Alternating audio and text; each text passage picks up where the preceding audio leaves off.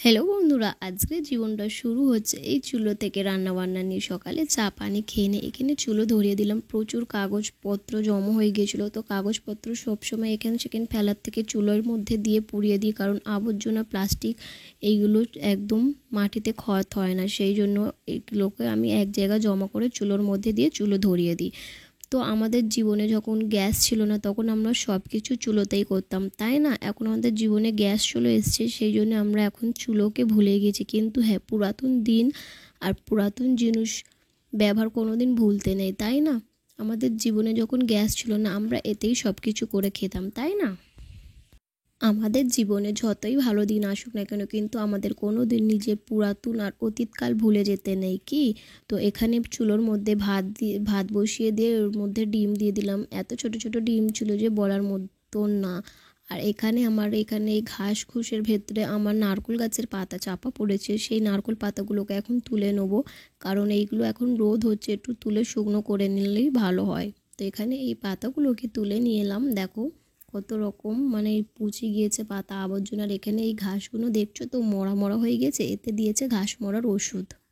ঘাস মরার বীজ দেয়, কারণ আমাদের এখানে জলা জঙ্গল হয়েছে, প্রচুর বিষাক্ত সাপ বার হয়। সেই জন্য কিছু বছর আগে, 1-2 বছর আগে আমাদের এখানে একটা মেয়েকে সাপে কামড়ে মরে গিয়েছে। চন্দ্রবোরা সাপ কামড়ে নিয়েছিল তাকে, তারা অথচ আমাদের থেকে ভালো জায়গায় বাস করতো, জানো?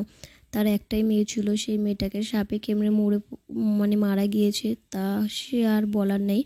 ভাতের হাঁড়িকে এমন করে পরিষ্কার করে নিলাম যেন পুরো গ্যাসে রান্না হয়েছে। আর ডিমগুলোকে পুকুরের জলে ঠান্ডা করে নিয়ে এখানেই ছাড়িয়ে নিচ্ছি, কারণ খোলা ফের বাড়িতে নিয়ে যাব সেই জন্যে। আর ছোট ছোট মুরগির ডিম যেন মনে হচ্ছে পায়রার ডিম, তাই না?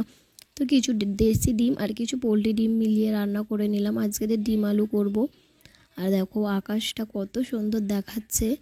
তো আমাদের জীবনে সব সময় পুরাতন দিন কোনো দিন ভুলে যেতে নেই, তাই না? যতই আমাদের জীবনে নতুন জিনিস আসুক আর তুমি যতই বড় লোক হোক, কোনো দিন পিছনের জিনিসগুলোকে ভুলে যেতে নেই।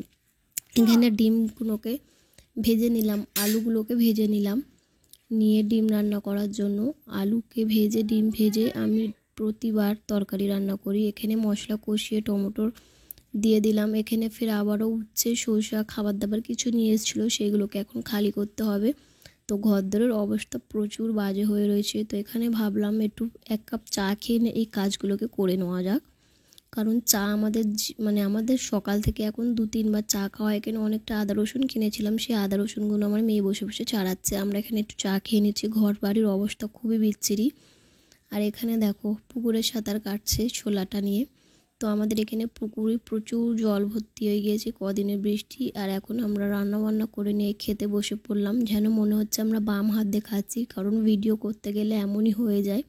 কিন্তু না, আদেও এমন না, আমরা ডান হাত দিয়েই খাচ্ছি। তো খেতে খেতে এখানে বৃষ্টি চলে এলো। ভিডিওটা তোমাদের কাছে কেমন লেগেছে, ছোট্ট করে ভিডিও করি, প্লিজ ভালো লাগলে একটু সাপোর্ট করো, চ্যানেলটাকে সাবস্ক্রাইব করে পাশে থেকো কিন্তু।